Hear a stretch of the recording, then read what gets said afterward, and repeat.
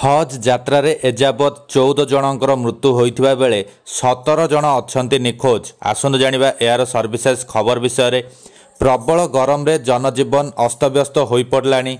एही गरम हेतु अनेक लोकंक जीवन भी चली जाइथिबा खबर सामना को आसीछि। साउदी अरब रे भी प्रबल गरम पड़िछि।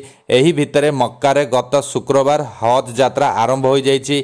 साउदी अरब रे आयोजित होइतिबा हज यात्रा रे शामिल हेबाकू आसीथिबा 14 जनक मृत्यु होइतिबा खबर रविवार अधिकारी सूत्ररू प्रकाश पाइछि। समस्त मृतक जाडन र थिबा जणा पड़िछि। एही समस्तक मृत्यु प्रबल गरम हेतु होइतिबा कुआ जाउछि। जाडन र सरकारी न्यूज एजेंसी सूत्ररू प्रकाश। जाडन र विदेश मंत्रालय देइतिबा सूचना अनुसार साउदी अरब रे आयोजित होइतिबा हज यात्रा रे 14 जनकर मृत्यु होइतिबा बेले अन्य 17 जन एजाबत निखोज अछंती।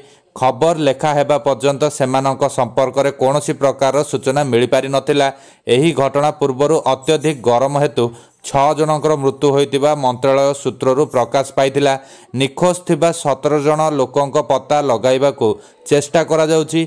एथि सहित 14 जन मृतकंक मृतदेह को जाडन पठाइबाकू प्रस्तुति आरंभ होई गलानी। साउदीर पाणीपाग विभाग पक्षरु प्रकाश रविवार मक्का सहर में 47 डिग्री सेल्सियस तापमात्रा और मीना सहर में 46 डिग्री सेल्सियस तापमात्रा रही।